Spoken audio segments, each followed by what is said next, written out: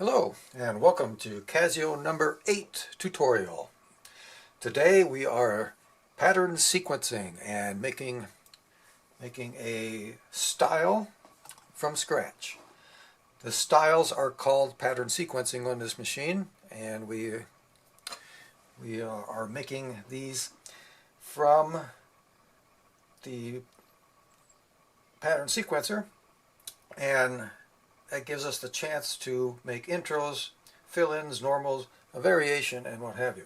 So in that performance, what you heard was my own composition with my own sequence, my own style that I created from the very beginning. So what you heard was a bank setup with that tone with another layered tone and an arpeggiator.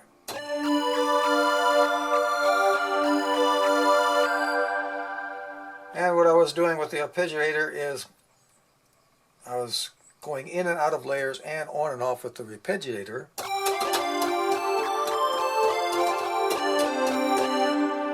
As long as I'm playing in time with the arpeggiator, I can get a different sound.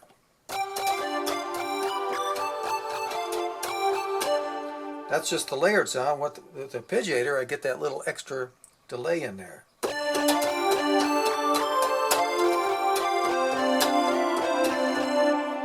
And then of course I use just without the layer. And I got that nice big choir sound in there. Now as far as the step sequencer goes, and that's what we're doing today, we're concentrating on the step sequencer. I started with the synchro start. I set it up, played the first key to get it started. And now you're listening to the intro, which is 8 bars long, building up to a bigger and bigger.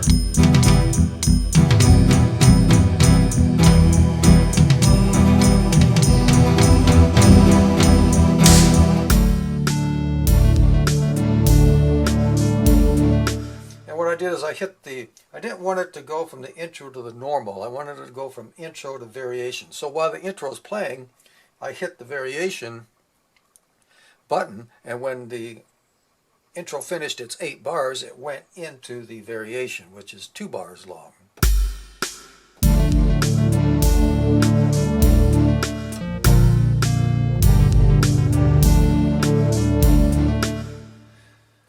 And there was fill-ins on both of those. Here's a variation fill-in.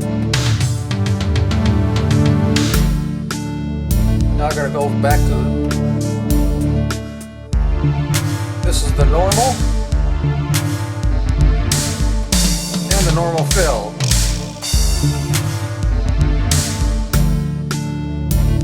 And what I used is the fill and then into the synchro and into the ending.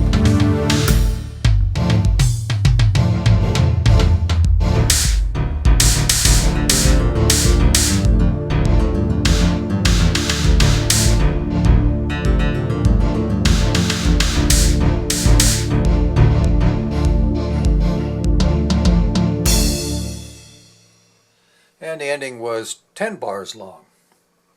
And that's the most powerful feature of the pattern sequencer and making your own styles, is you can make your styles in any of the major time signatures and up to 16 bars long. The reason I don't have a drum machine, I have a lot of equipment, but I don't have a drum machine because I don't have sequencers. And the reason I don't is most sequencers run from 1 to 4 bars. It's very difficult to get an 8-bar sequencer. This one has a 16-bar sequencer. And that means 16 times 16 steps. If you're doing in 16, if you're using it as a 16-step sequencer, I have a 256-step sequencer built right into this, and I can switch. And it can be any step I want between any of these rhythm controllers. The intro could be 4 bars, the normal could be 2 bars, the fill-in though is limited to 1 to 2 bars, which is fine for a fill-in. And then the normal variations, that can be up to 16, 1 to 16, and the synchro can be up, and the ending can be up to 1 to 16. And that's what gave me all that diversity. And that was just using a 1 bar normal and a 2 bar variation. It could have gotten a lot deeper by using a 16 bar. So that was the intro to this, and now we're going to zoom in on the display, and we're going to take a look at how to create a pattern from scratch.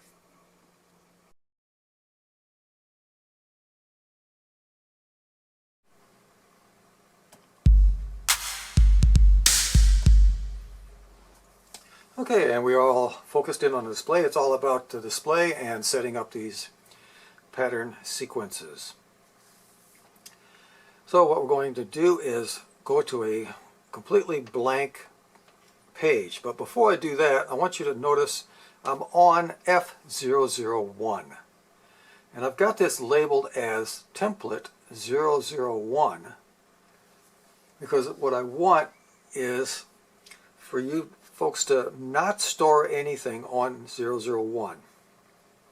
You do all your work on 001 and then save to another location. And you can do that by going into the pattern sequencer, going into holding the function key down and going to the menu button, and that gives you a chance to do the store. By entering into the store, I can now save this 001 anywhere in my 100 locations.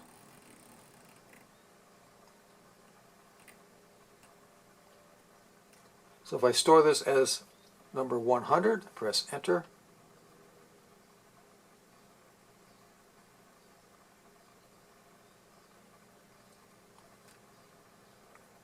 Exit out of there. Now F100 is my template. So you can, at the time that you store the final one on your machine, you can store it right there.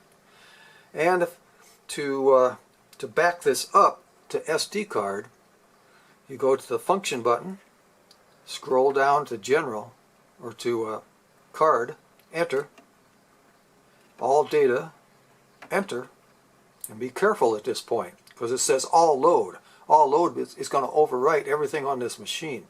We don't want to do that. We want to save. So I'm using the up arrow to change it to save.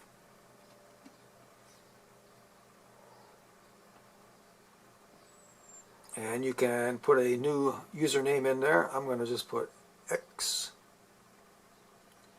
And I'm going to save everything on this machine at this point. Am I sure? Save. You're looking for that save, not load. And now it's going to save everything I have to a location on the SD card.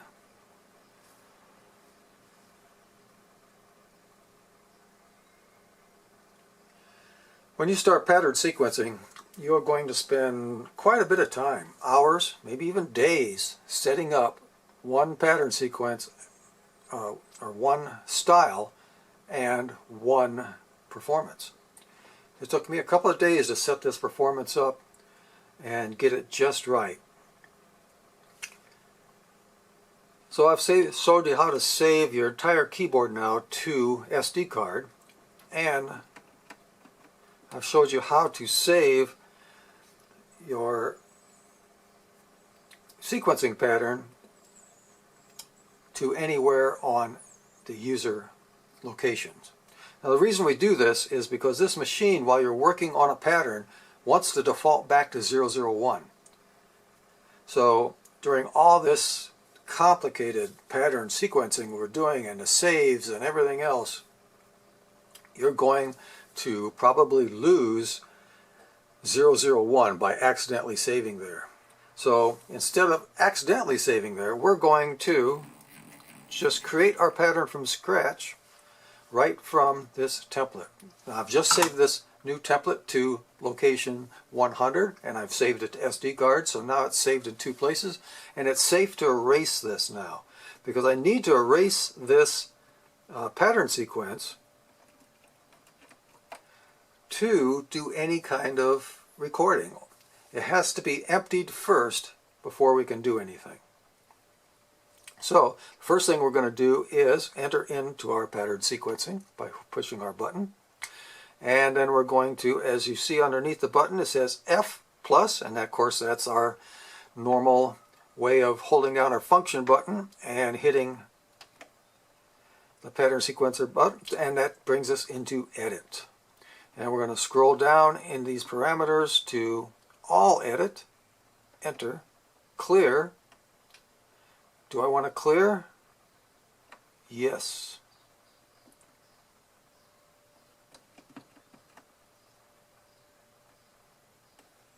And now I'm going to get out of here and save.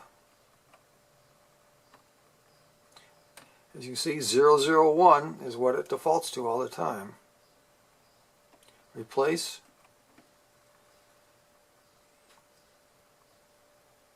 So now I still have my keyboard setups because that's been stored in a bank and registration. But as far as my sequencer goes, that seems to be gone. And one way to tell is to go into step sequence, or go into the pattern sequencer, function, go into the edit by holding the function key down and pressing pattern sequencer again. And now we're going to take a look at what's in here.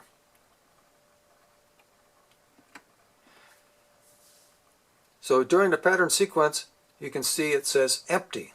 And what it's saying is my drum pattern on channel 10 is empty. And if I go to my rhythm controllers and I switch to variation, that's empty. I switch ending, so you can see this thing's been totally wiped out with that one function of the all data. So we've been able to just wipe the slate clean, and now we can record anywhere we want. So normally you would start at the normal and be watching our little flashing boxes down here as to which pattern I'm recording to, and this is normal. So I'm going to do my normal pattern first. And so setting up a single normal pattern on this machine is fairly easy. It gets much more complicated as we try to do variations, fill-ins, intros, and endings, because there's no copy function. We can copy individual parts, such as 9, 10, 11, 12, 13, 14, 15, 16. Any of those individual parts can be copied to another location. But as soon as I finish editing my normal, I can't take the normal and copy it to the variation. I can't copy it to the fill-ins either. And on top of that, we have another problem, and that is we can't copy anything to intros and endings. Intros and endings have to be built from scratch every single time, because we cannot copy any of our pattern over to that. Now under Easy Edit, and we won't be going into Easy Edit today, I may do another tutorial on that. Easy Edit just simply takes other patterns that are already created and copies those normals, fill-ins, and anything into it. But that doesn't help us today because we're writing from scratch. And to create a copy of a completed normal pattern sequence we're doing is not possible. We have to do it one part at a time, or just start over on the variation. So there's the limitations of this pattern sequencer. Otherwise, other than that, it's a very powerful sequencer that can record from 1 to 16 bars long. So let's begin setting this up. Now to set this machine up, you have to do these things in this order, or you can't correct it later. So it's very important to do it in this order. And the first thing we're going to do, we're going to pick which one, variation, endings, intros, fill-ins, as you can see it's very important to pick which pattern, and we're going to do the normal pattern first. And the first thing I'm going to do is, we're already in pattern sequencing mode by pressing the pattern sequencer button, but I'm going into the edit mode of that by holding down the function key. And then I'm going to scroll through these parameters to element edit. Enter. And this is where you pick out how long your measure is going to be and what time signatures. So it's very important to do this first because you can't go back and change it. If you want to make a 2 measure or 4 measure, it's too late. You'll have to erase the entire sequence and start over. So very, very important to get this part right. And we're going to keep things simple today at 1 measure. But as you can see, we can record up to 16 measures long. Now, as a 16-step sequencer, if you're sequencing in 16th notes, that means instead of having a 16-step sequencer, this keyboard is giving us a 256-step sequencer, and that's what I love about this. But today we're going to keep it simple, 1 measure long. We're going to keep it simple with the 4/4 beat, but we also have a huge list of time signatures. 2/4, 3/4, and sometimes 3/4 isn't even available on some pattern sequencers. The normal 4/4 is always there. 5/4, that would be a very difficult one to find. 6/4, 7/4 would be almost impossible to find on something else. 2/8, 3/8, 4/8, again 5/8, 7/8, 8/8, 9, 10/8, 11. A lot of these time signatures are very difficult to find on other machines, but we got a huge list.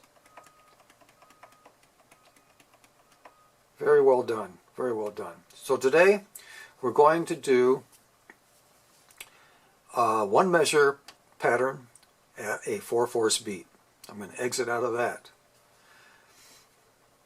And back to our top pattern sequencing page. And now what it's saying is, it's saying drum because I'm going to take the left-right arrows because we can go from 9 to 16 between these channels. You can call these channels or you can call them tracks. Either one's accurate. They're basically channels when you're dealing with the mixer, and tracks as we're recording our pattern sequence today.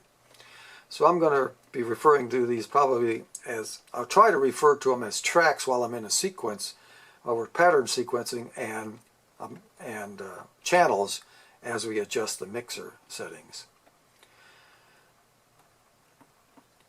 So you can see as a little arrow goes underneath those numbers, we're seeing what can be recorded there. Now you can record anything you want in these areas by simply changing them. There's a bass already set up here, but if I just go up to my tone selectors and select synth, I can put a synth lead in there instead. So we're going to keep a fairly simple pattern today, and we're going to record just 1 measure. So now that we've got, I'm going into the edit. Now that you've done the most important thing, went through your element edit and set up your measure and beat, we're going to exit out of that. Now we're going to arm the record, and there's the record button's right here. You can see it flashing red. It's armed, but it's not going to start recording until you hit the start-stop button of the rhythm song controller. So what this does is put us in the standby mode. And here's our drums. Now, if you don't like that drum kit, at this point we can get back out of record, go into the mixer. The mixer and the pattern sequencer are tied very close together, so we'll be going in and out of all the time. That's why I want you to watch the earlier videos that show you the mixer. So what it's showing here is I have a trance set in there. So if I want a different drum kit to play, I could play.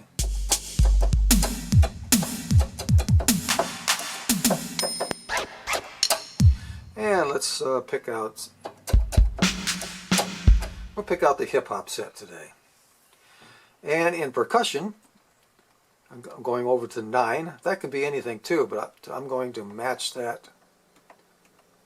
And I'll show you a little later why I'm doing this. So in channel 9, you can have drums, and in channel 10, you can have drums. So I've got them both set at the hip hop now. So we're going to start with channel 10, which is the main drum recording. We're going to arm our record by pressing it once, get the flashing light. I'm going to back out of there because I think we forgot one thing. Going back into the pet, where the important part where we set this element up, we set measure beat, but if you go, there's one more item on here. No, there's not. We're okay. We're okay. Now, I'm going to arm the record. Now, while the recording is armed, this is the only time you can do this. And this is where we're going to go into the menu. And if you look under your registration buttons at the bottom, the last one on the right, where it says store, underneath it, it says F plus menu. So we're going to hold the function key down again, hit that button to enter into the menu. And this is where we set quantize. And in this case, I'm going to lay down just a simple bass beat. So I'm going to enter into eighth notes quantize. Pre-count, it's going to pre-count one measure before it goes to record. Play chord C. I'm not going to go into this now, but when doing pattern sequences on this Casio, because it's an arranger, we want to do everything in the key of C major. Because when you play your chord in your actual performance, it's going to transpose. So we need it to be in C so it transposes correctly.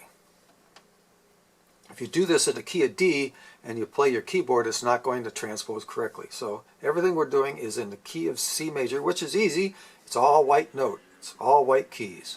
Now if I scroll down one more place, there's one more on the end, and there's the metronome. I need that turned on because otherwise I'll have no idea what's going on, because there's nothing recorded in the drums yet. Okay, so we exit out of our menu, which is the function button plus the store button on the registration. And now we're armed and ready to go. As soon as I hit the play start button, it's going to take off with a lead beat.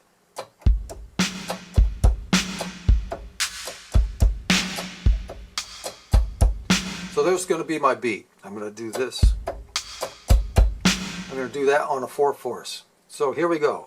1, 2, 3, 4.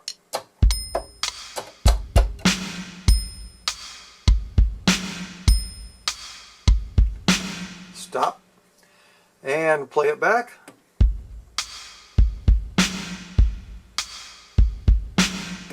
And that sounds pretty good.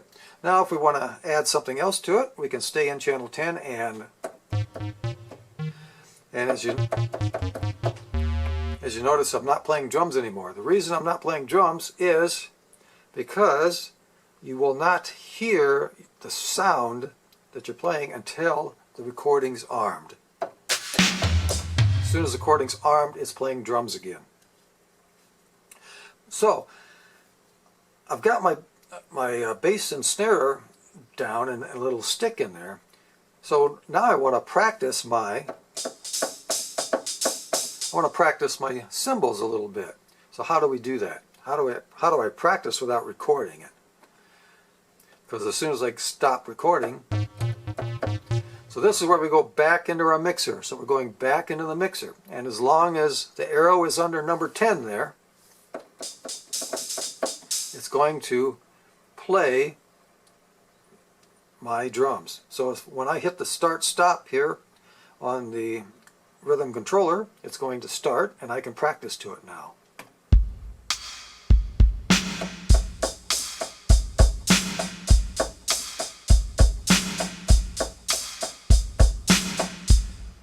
And that's what I'm going to do. I'm going to put another 1/8 inch beat cymbals over the top. So we get out of the mixer, we arm the recording again, and go.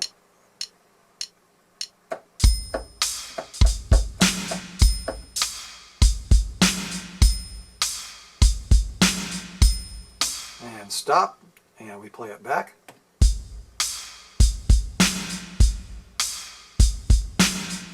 Okay, so I don't like that. I don't like that at all. What do I do to get rid of that? How do I delete it? And again, we're going into the pattern sequencing edit, F+ edit, holding the function key down. We're going to go in and out of this all day long. And I'm going to scroll down to part edit, enter, clear, enter. And here it's showing you the drum. Because I was on number 10, if I press number 10 now and clear that by pressing enter, yes, and exit back up, now when I play my sequence, it's all gone. I'm playing it, and I wanted to erase just the cymbals, but the whole drum section is gone. And that's the nature of the drums on this. You cannot edit out just the cymbals. You can't separate cymbals from the drum. So here's the workaround to make it a little easier. It's not, I mean, if you've got a complicated drum part, it's going to be very, very difficult to get it right. You pretty much have to get it right from the beginning. But here's an alternative way to do this where it's not going, you won't be erasing your entire drum track. So let's start over again. Arm the recording. We're going to put our bass beat down again.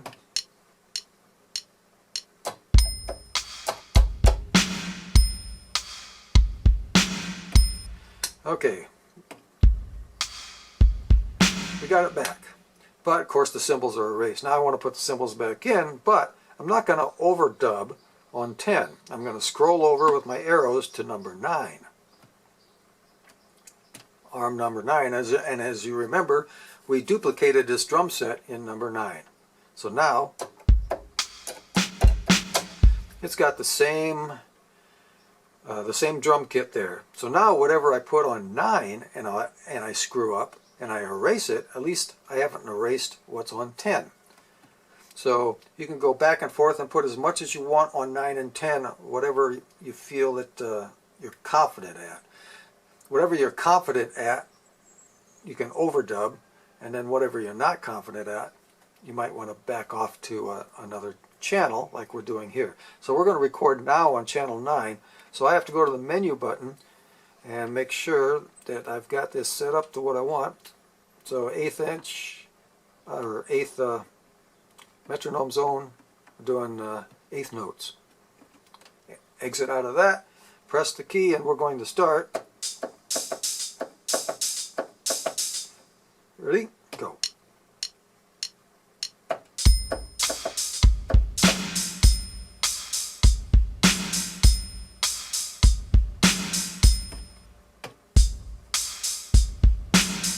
And the 1/8 notes wasn't fast enough. So in this case, we're going to stay in 9, go back into the pattern edit. We're going to scroll down to part edit, enter, clear, enter. We're going to clear that, but this time we're not going to lose our whole pattern. We're only going to lose the hi-hat because our drum and snare was recorded on 10. So as long as they're separated channels, we're okay. So now I can re-record that cymbal, except now I'm going to go back to my menu button by function and the registration store, and we're going to set this for 16th notes, and I'll probably get what I want now. Exit out of the menu, start.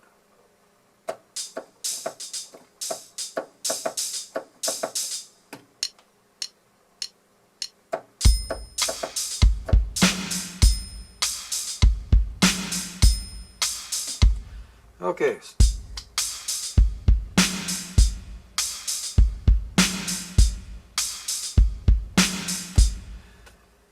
And we have our drum pattern down now. So now we can move on to the channel 11, which is already got a bass. So we have to see what bass do they actually got set up. So we can go to the mixer here. As long as the mixer's on 11, which is already on 11.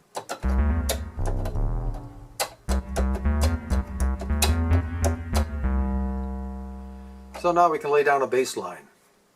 So we want to practice this. So as long as we're in our mixer, which we are, we can practice.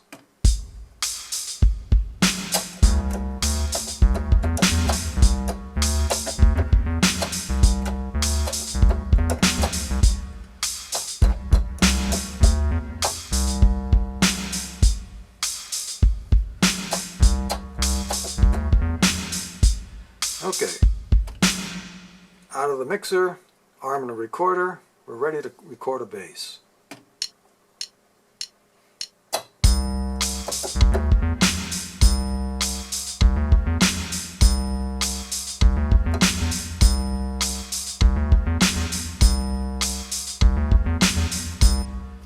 So we have a bass now. Now we can hear.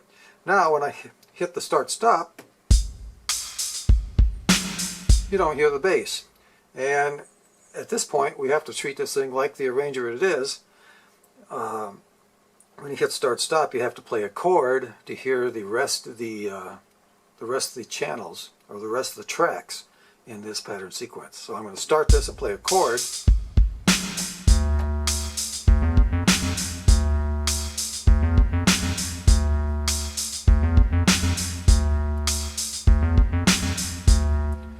And I played a D minor chord, but it would transpose otherwise. I play a C chord, F chord,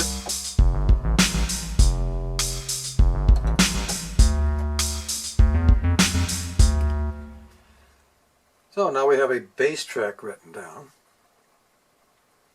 So next we move on to the next track.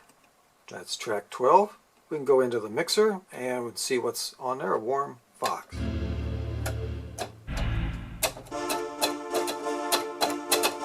So let's practice with this.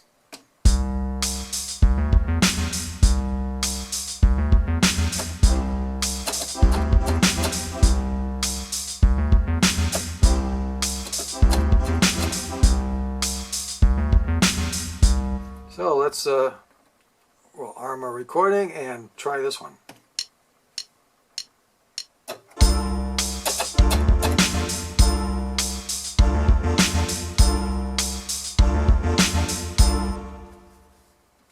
So here we go. We got the beat. I'm going to play a chord.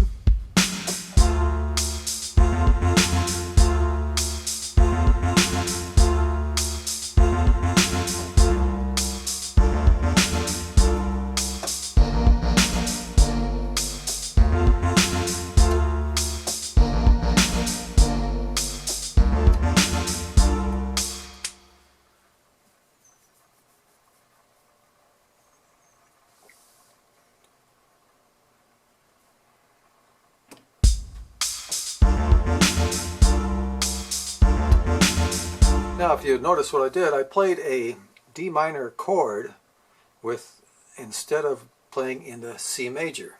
So now it doesn't line up. And that is the importance of playing in C minor. So when I transpose, it doesn't work. So I'm going to go into my edit. I'm going to part edit. I'm going to clear that out.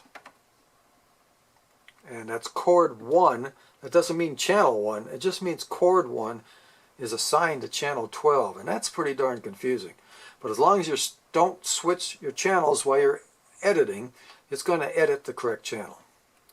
So I'm going to delete that, and now we're going to just re-record this with a C major instead of a D minor. Arm the recording.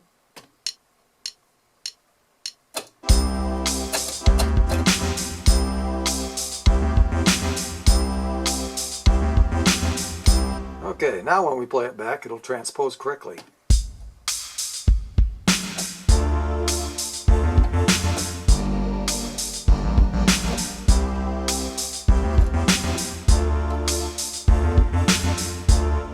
And there's a chord progression with our new rhythm.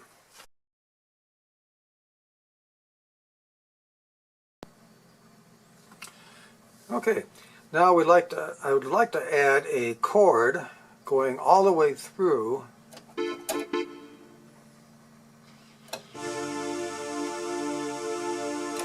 the measure. You're going to find this to be very difficult on this machine, and I'll show you, but we're going to probably be unsuccessful. So the first thing we need to do is set up our quantize to off for this chord.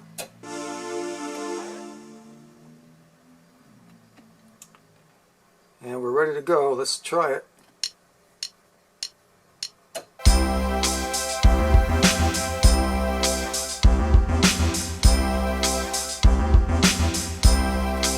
And as you can hear, it didn't hold the chord.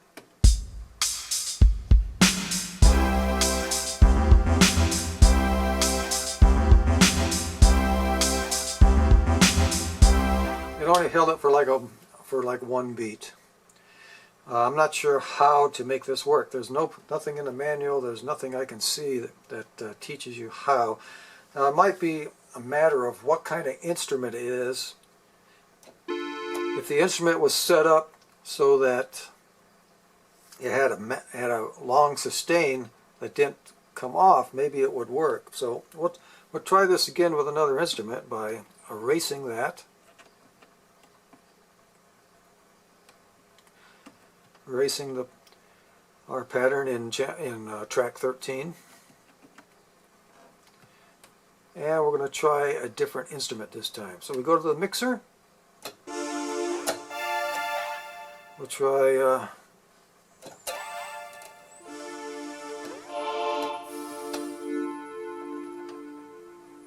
you see how that one fades out? Because it fades out, it may not work.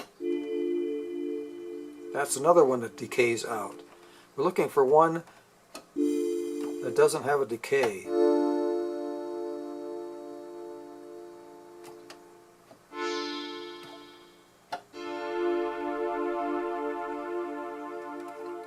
And most of these decay out. Okay, there's one that holds. So we'll try and record that one. We'll try and record that chorus pad into our step sequence here.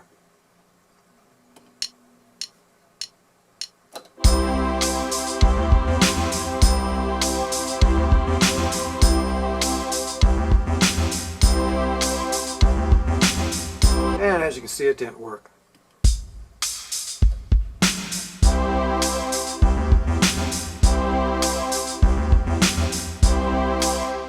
So I think you're going to have a lot of trouble holding chords. What I'm going to try to do this time is if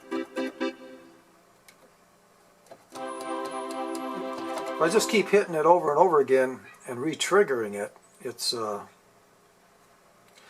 probably not. All you're going to hear is the triggers. We want that long chord to go all the way through, and I don't see that really happening. We can set this up differently in different quantize.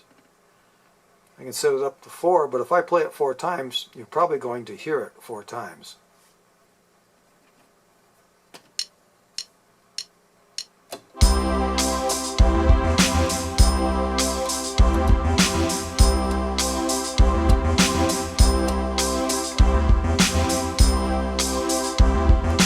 And that's what we got.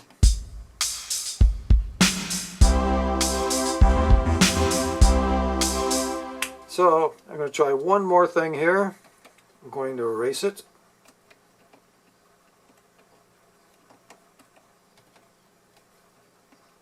And I'm going to turn the quantizing up to maximum. So we hit the record standby, we go to our menu, and I go to maximum, and I'm going to just play this chord over and over again. We'll see what happens now.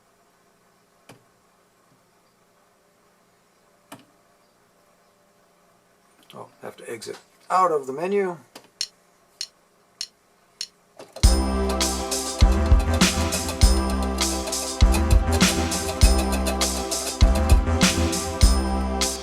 Now what do we got?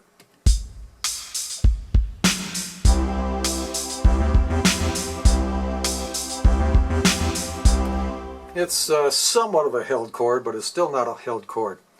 So if anybody knows how to hold a chord, let me know, and I'll put a little note in on the video, but I have not yet figured this out. Now, it's hard to hear these instruments once you've got a number of tracks set up. So I'm going to show you a little trick of the mixer here to send it into solo mode. So we go into the mixer while in our pattern sequence mode. We start the pattern. Now in the mixer mode, as I scroll down, we go to the parameters that we can adjust. So I get on the part button, and while on the part button, if I hit the yes and no buttons, the plus and minus buttons, at the same time, it'll go into solo mode of whatever this arrow's under. So let's so there's the solo mode, and you can hear it's not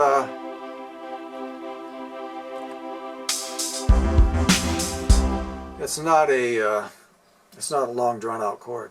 So I can't help anybody on the chords that are held. It may depend on what instrument you pick. I haven't figured it out yet. Okay, so let's we'll call this done. And as I exit out, it's going to ask me to store, and of course I want to store, yes. And we're on the 001, which is always going to end up on anyway, no matter which one you're editing, no matter what number you're on and edit. When you go to store it, it's going to automatically default back to 001. So that's why I got this as a template on 001. I hope that's being clear now. So I'm going to enter that, say yes. Okay, so now we're back up to our main menu. We're out of the edit, and we're going to see if we can play this.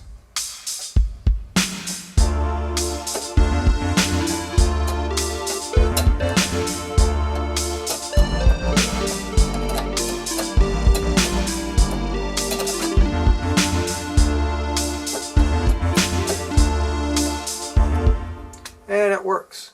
So now we want to move it off of our template and put it somewhere else.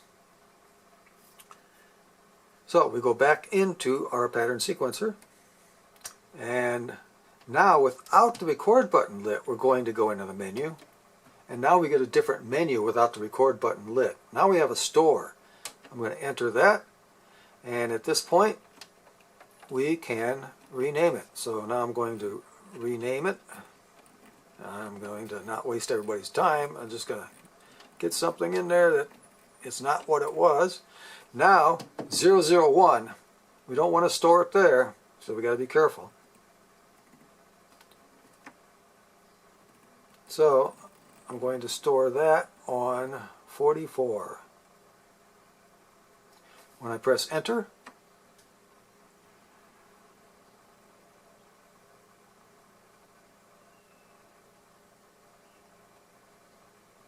now when I leave the pattern sequencer, 44 has got my pattern.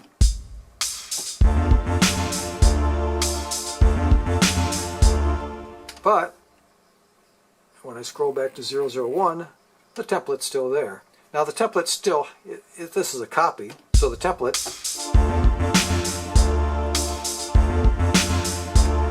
still got it, but this is what we're going to erase this when we do our next pattern. So you would only do this this copy that I just did to 44 as the last once you got everything done, that would be the last step you would make. Okay, so we've got a normal pattern completed. Let's go back into our pattern sequencer, and if I switch to fill-in, as you can see, the fill-in's blank, variation's blank, intro and ending's blank. So all we've done is the normal. Now logically you'd think you would be able to copy normal to the variation and then tweak it a little bit. Well, you can't copy the whole thing. You have to copy one part at a time. And this is the real headache of this pattern sequencer. You'll probably want to re-record the pattern if it's not too complicated. It's faster to actually just start over and re-record it for the variation, because I'm going to show you the copy function and how slow it really is. So first thing we do is we select where we want to copy. So we're in normal now. I'm switching to variation. So that's where we want to copy. And now we're going to do the edit, rhythm sequence, or the pattern sequencer edit, and we're going to go down to part edit. You would think element edit would have what we want, but as you can see, there's no copy in the element edit. Element edit would be the entire pattern, but we have nothing to copy. The only copy function is in the part edit, and there's the copy. And as I enter into that, what you get is the rhythm 001. That's what we're working on. And we scroll down with our arrows. Variation is what we want to copy to, so we're going to use the plus minus arrows to select normal. So now we're going to copy the normal of pattern 001. We're going to copy the normal pattern, the drum track, into what's flashing here, our variation, by pressing enter. Do I want to? Yes. And now what you would think, I could go right or left and go on to my next one, but you can't. You have to back completely out of this to switch to the next copy track. So let's see if it actually worked this time. So there's our normal. Now when I switch to variation, I should get just drums.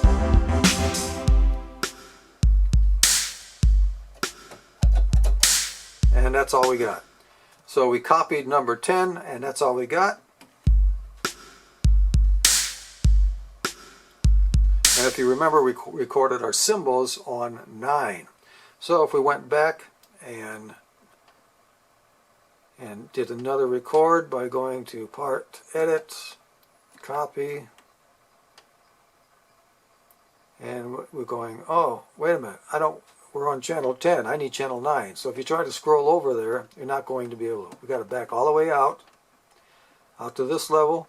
Now we use our arrows to switch to 9, go back into the pattern sequencer editor, scroll over to part edit, go down to copy, enter, variation, no, we want normal, and now we're copying the present.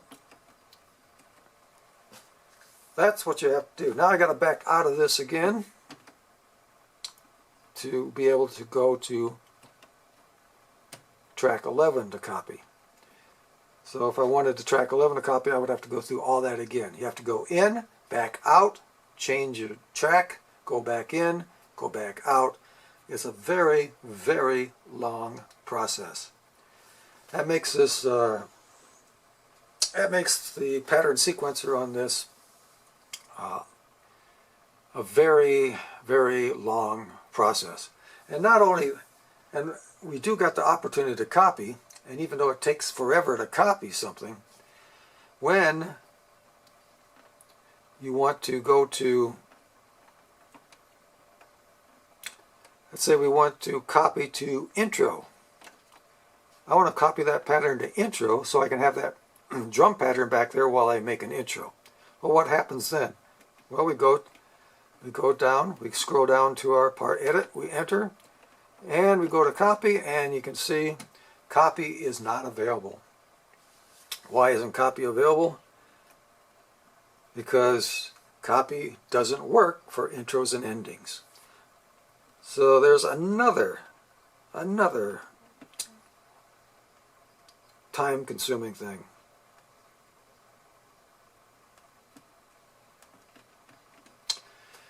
So not only can we not copy our entire normal, we have to copy one track at a time until it's copied over to variation. We can't copy those into our intro or ending. So you can see you're going to spend hours and hours copying tracks over, and then that's just the copy. Now you got to tweak it. You know, you're making a variation, you're making a fill-in. So you can decide whether it's faster to just make completely new tracks on every mode of the intro, normal, variation, fill-ins, and endings. But because you can't copy the whole thing, and because you can't copy to intros and endings, we are talking a very long, arduous menu process to get this job done. So while we've seen on Mike Martin making a pattern sequence, it's fairly easy to make a normal pattern sequence as long as you're very accurate with the drum channel. Because the drum channel, if you like we did, if you lay down the bass drum and the snare and then you put cymbals in it that don't work, you got to erase the whole track and start over. So you can see there's some very serious errors or not errors, but very serious problems with this pattern sequencer as soon as you want to do more than just one normal pattern. If you want to create an entire pattern, it takes a long time. The pattern I created at the beginning of this video took me a few days to make one pattern, to make it work. And that's pattern sequencing on the WK7600 and CTK7200. All of this stuff is possible. You can get the job done, but it's going to take you a very, very, very long time. Thanks for listening, and see you next time.